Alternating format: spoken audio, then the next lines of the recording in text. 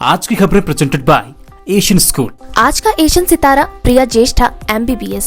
नमस्कार, स्वागत है आप सभी का न्यूज PTS टीवी के इस खास अंक में।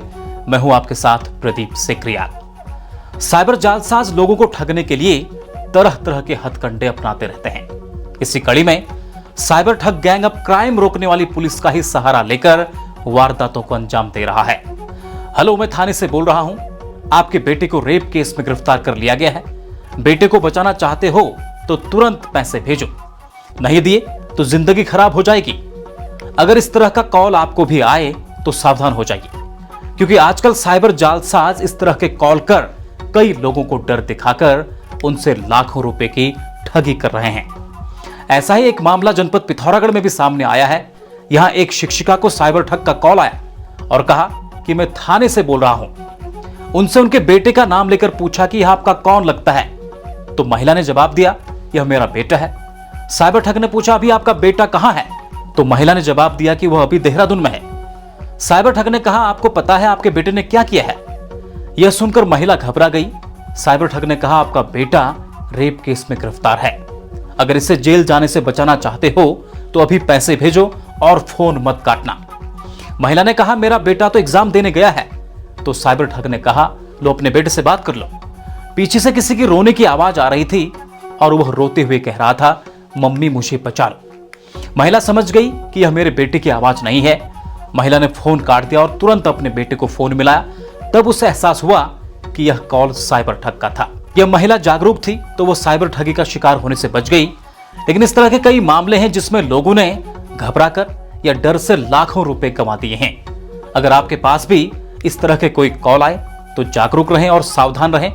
साइबर ठगी होने की स्थिति में 1930 पर कॉल करें या अपने नजदीकी थाने में संपर्क करें।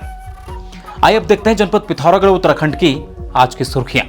यूनिवर्सल बुक सेलर बिण पिथौरागढ़ उत्तम क्वालिटी के कागज से निर्मित कॉपियों पर 50% तक की छूट। समस्त प्राइवेट व सरकारी स्कूलों की कॉपी, किताबें, बैग, रिफ्रेशर व स्टेशनरी पर भारी छूट। जनपद पिथौरागढ़ के धारचला में आज जिला अधिकारी रीना जोशी व पुलिस अधीक्षक रेखा यादव ने जनप्रतिनिधियों, व्यापार संघ व बाहरी व्यापारियों के साथ बैठक कर सभी से धारचला में शांतिपूर्ण माहौल बनाए रखने की अपील की। कहा, माहौल खराब करने वालों के खिलाफ सख्त कार्रवाई की जाएगी। साथ ही उन्होंने समस्त जनता से 100% मतदान की अपील भी की। कभी घरों के आंगन में चहचहाने वाली छोटी सी गौरैया चिड़िया अब धीरे धीरे विलुप्त हो रही है। विलुप्त हो रही नन्ही सी गौरैया को बचाने के लिए हर साल 20 मार्च को विश्व गौरैया दिवस मनाया जाता है। अभिलाषा समिति के निदेशक डॉक्टर किशोर पंत ने कहा, पक्षियों को खुले में बीज अथवा भोजन देने के बजाय बीज बम के रूप में हर सीजन में खाली पड़ी भूमि अथवा जंगलों में बीजों का छिड़काव किया जाना चाहिए। उत्तराखंड के मुख्य निर्वाचन अधिकारी डॉक्टर BVRC पुरुषोत्तम ने कहा कि यह अच्छी बात है कि चुनाव और त्योहारी सीजन एक साथ चल रहे हैं। हम सभी राजनीतिक दलों से आग्रह कर रहे हैं कि वे किसी भी तरह का धार्मिक प्रचार न करें। BVRC पुरुषोत्तम ने कहा, मीडिया मॉनिटरिंग सर्टिफिकेशन कमेटी द्वारा पारित करने के बाद ही अखबार या टीवी विज्ञापन दिए जा सकते हैं। मुख्य निर्वाचन अधिकारी ने कहा कि यदि कोई निजी व्यक्ति अपने घर पर किसी विशेष पार्टी या उम्मीदवार का झंडा लगाता है तो वह पार्टी के खर्च में शामिल किया जाएगा। उत्तराखंड क्रांति दल यानी UKD ने हरिद्वार लोकसभा से मोहन सिंह असवाल, गढ़वाल लोकसभा सीट से आशुतोष नेगी, नैनीताल उधम सिंह नगर लोकसभा सीट से शिव सिंह और अल्मोड़ा पिथौरागढ़ लोकसभा सीट से अर्जुन कुमार देव को चुनावी मैदान में उतारा है। LSM परिसर पिथौरागढ़ में चल रहे देवभूमि उद्यमिता कार्यक्रम के अंतर्गत 12 दिवसीय DP के छठे दिन प्रशिक्षणार्थियों को इंडस्ट्रियल विजिट हेतु मैत्री मसाला उद्योग पिथौरागढ़ में शैक्षिक भ्रमण कराया गया।